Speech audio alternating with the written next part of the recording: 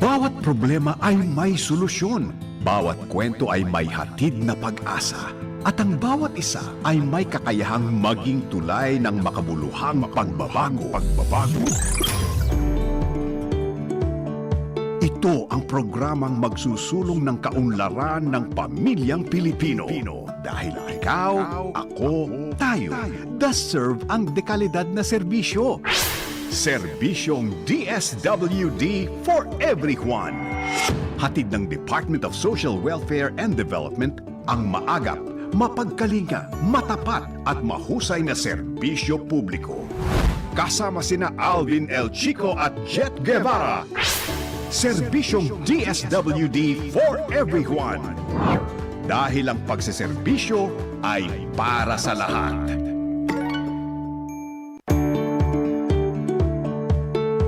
Good morning everyone! Good morning AC! Today is November 1, 2025.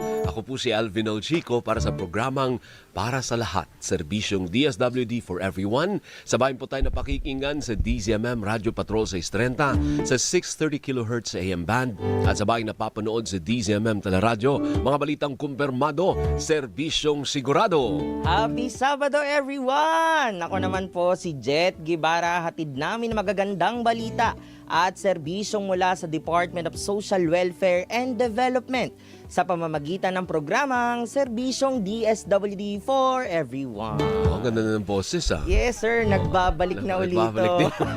Live na live niyo po kaming napapanood via live stream. I-follow po at i-like ang DZMM Teleradyo official Facebook page at mag-subscribe po sa ating Teleradyo o DZMM Teleradyo YouTube channel.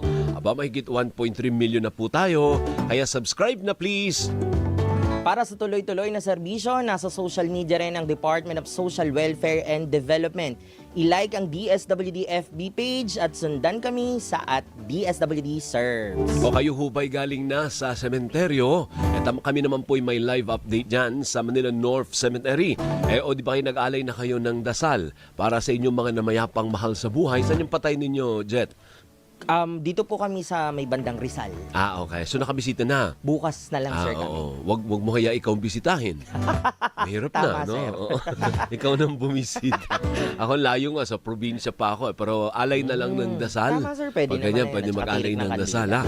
Malit po kayong sumali sa ating diskusyon.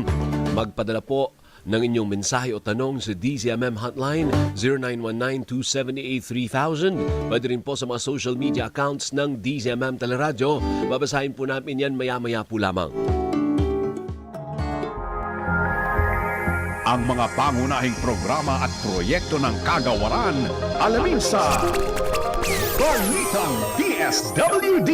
Balitang DSWD. Mahigit 26,000 pamilya na tinamaan ng magnitude 6.9 na lindol dyan po sa Northern Cebu ang nabigyan ng Emergency Cash Transfer o ECT mula sa DSWD Field Office 7 na umabot na halagang o sa halagang mahigit 148 million pesos. Ganun po kalaki, 148 million pesos. Ayon kay Assistant Secretary Irene Dumlao, pwedeng gamitin ang cash aid para sa pagkain, gamot, hygiene items, damit at iba pang pangangailangan na hindi po kasama sa relief goods. Pinakahuling LGU na nakatanggap ng ayuda ang Katmon kung saan 740,000 households o 740 households ang nabigyan habang ang lungsod naman ng Bugo ay may pinakamaraming benepisyaryo na umabot naman sa 3,766 families. Meron pa bang kasunod yun o yun na yun?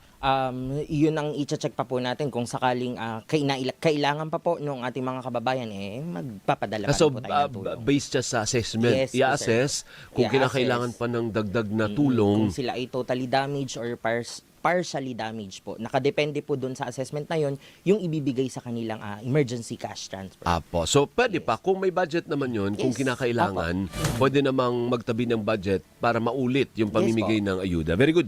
Next. Ang Free Funeral Service Act o Republic Act 12309 ang magiging batayan ng DSWD sa pagbibigay ng standard burial assistance para sa mahihirap at mga pamilyang nasa krisis sa ilalim ng Assistance to Individuals in Crisis Situation o AICS program. Ayon kay DSWD Crisis Intervention Program Director Edwin Morata, maghahanda ang DSWD ng standard amount standard amount na tulong pagkatapos mailabas ang implementing rules and regulations ng nasabing batas. Lalamanin ng IRR ang halaga ng ayuda at mga gabay para maiwasan ang pag-abuso sa pondo kasama ang koordinasyon ng DSWD sa mga local government units, DTI at mahigit 800 partner funeral homes sa bansa. Mula 2014 hanggang September 2025, nakapagbigay na ang DSWD ng higit 10.9 billion pesos sa libing assistance para sa higit 1.4 milyong pamilya at halos 1.6 billion pesos naman ang naipamahagi sa ikatlong quarter ng taong ito. So, ibig sabihin, wala pala yun sa batas. Hindi nilagay sa batas ang saktong amount for the burial assistance. Yes po, sir. Wala Ang pa po. magdidetermine is ng DSWD through the IRR. Correct, sir. Tama po. Huwag nyo naman masyadong tipirin, naman, sir. yung tama, yung sakto lang. Yung sakto lang, sir. Based din siguro, sir, sa mga initial assessment sa paglumalapit sa amin kapag burial So assistance. pag meron ng IRR yan, i-feature natin dito Yes, para mahimay, opo. no? Si Director Edwin Morata. Siya pa rin bang in si charge? Siya ba yun yung nasa photo Yes, kanina? po. Kala ko model eh. Si Director Edwin parang nagmumodel, ano? Hi, Director Wenz. Director! Magandang umaga sa iyo, ha? Nakahanda po ang Department of Social Welfare and Development at mga field offices nito sa buong bansa para magbigay ng agarang tulong sa mga pamilyang maaring mangangailangan sa paggunita ng undas. Ayon kay DSWD spokesperson at Assistant Secretary Irene Dumlao, naglabas po ng direktiba si Secretary Rex Gatchalian sa mga regional director para siguraduhin ang kahandaan ng mga tanggapan sa lahat ng sitwasyon. Nakahanda na rin po ang mga family food packs, ready-to-eat food at iba pang relief supplies para sa mga posibleng may stranded habang bumabiyahe pa uwi ng probinsya. Buti nga walang bagyo, no? Ayun nga, sir. Medyo mainit-init kahit nakalayag papaano. yung mga barko. Correct. At hindi na stranded yung ating mga kababayan. Salamat sa Diyos. Naka-standby na rin po ang mga quick response teams ng DSWD para tumugon sa mga kailangan ng mga lokal na pamahalaan at sa mga posibleng insidente ngayong undas. Pero may parating na bagyo, Jet, kaya kailangan paghandaan ninyo yung panggagalingan. Baka kasi maabutan kung Monday man yan, baka magkaroon ng mga storm signal ng Monday. Baka hindi kasi pag may signal sa pinanggalingan at paroroonan, ay hindi maglalayag ang barko. Well, anyway, sir, isa lang ang masisigurado ko dyan. Nakatutok naman ang aming disaster response, syempre, sa pangunguna po ng aming Secretary Rex Gatchalian. Very good. DZMM Radyo Patrol Flash Report. Naku po, bad news po sa lahat ng mga motorista dahil sa ikalawang sunod na linggo, big time na naman po ang dagdag presyo sa produktong petrolyo. Lalong-lalo na po sa mga gumagamit ng diesel kagaya ko. Ang sakit nito ang estimate po na increase ay 2.50 hanggang 2.70, 2.70 po kada litro. Ang gasolina naman 1.50 hanggang 1.70 kada litro at ang kerosene 1.90 naman hanggang 2 piso at 10 sentimo. Ang pangunahing dahilan po ganun pa rin kagaya ng mga nakaraang 2 linggo, yung panibagong sanction po sa 2 oil companies ng Russia na nagdudulot po ng agam-agam ng takot ng pangamba sa merkado na baka magkulang ang supply. Wala pa pong actual na shortage.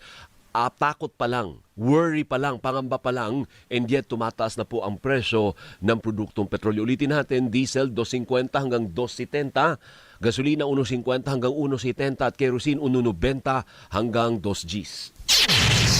DZMM Radyo Patrol Flash Report. Magbabalik ang serbisyong DSWD for everyone. Serbisyong DSWD for everyone.